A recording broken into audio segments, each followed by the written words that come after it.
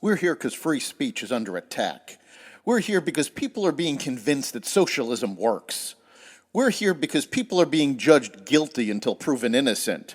We are fighting back with facts. This is not a safe zone, so buckle up, Buttercup. This is the raw, naked truth.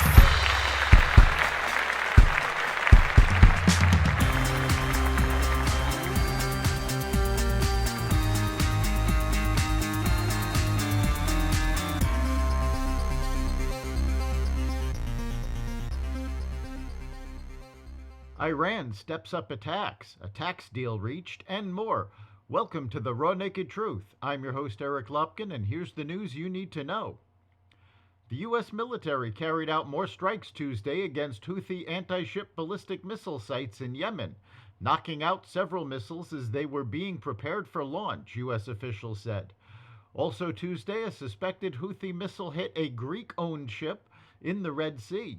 The U.S. has targeted the Iran-backed militants at least 3 times in the last week as it steps up its response to the disruptive Houthi attacks on vessels, which began in November in a show of support for Hamas in its war with Israel in Gaza.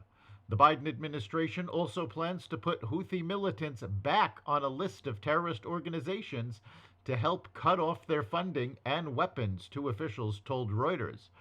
Biden removed the Houthis from the terrorist list at the beginning of his administration. Within 24 hours, Iran launched missile and drone strikes on targets in 3 countries, Iraq, Syria, and Pakistan, and took the extraordinary step of announcing its responsibility for the attacks, triggering anger from its neighbors. The developments have heightened concerns over the possibility of a wider Middle East conflict as the Israel-Hamas war and daily Israeli bombardment of the Gaza enclave passes the 100-day mark. Baghdad recalled its ambassador to Iran after the Monday night attack on its northern semi-autonomous Kurdistan region killed 4 civilians and injured at least 6.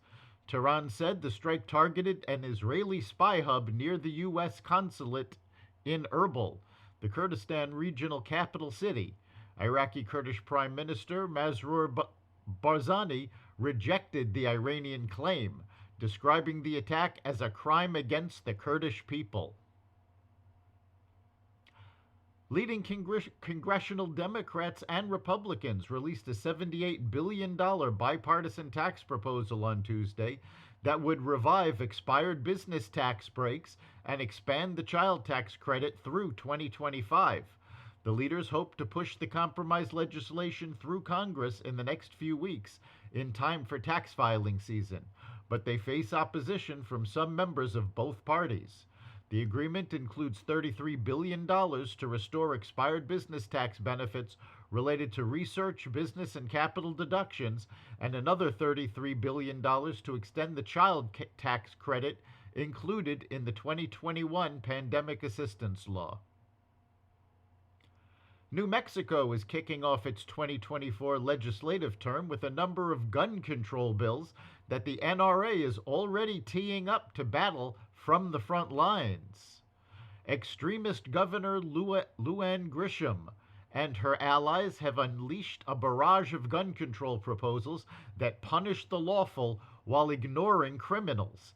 Last year, Luann Grisham effectively suspended the Second Amendment by denying citizens their right to carry and self-defense, NRA Institute for Legislative Action Executive Director Randy Kozuk said. Now she's doubling down on her attacks, effectively torching the Constitution with her latest gun control insanity. Luann Grisham held her State of the State address Tuesday afternoon and called for the passage of a gun safety package she said would better protect residents from crime and violence. Federal prosecutors say a brown leather pouch used by Hunter Biden to store his gun had cocaine on it.